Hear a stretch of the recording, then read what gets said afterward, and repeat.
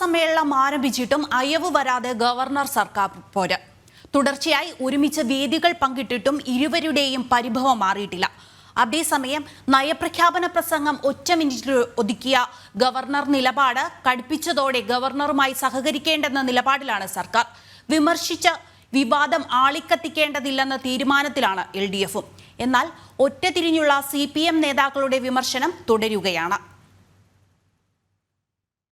സർക്കാരും ഗവർണറും തമ്മിലുള്ള പോര് മറ്റൊരു തലത്തിലേക്ക് മാറുകയാണ്. അനുനയ സാധ്യതകൾക്ക് പോലും ഇടവില്ലാത്ത വിധം ഗവർണർ നിലപാട് കടുപ്പിച്ചിരിക്കുന്നു.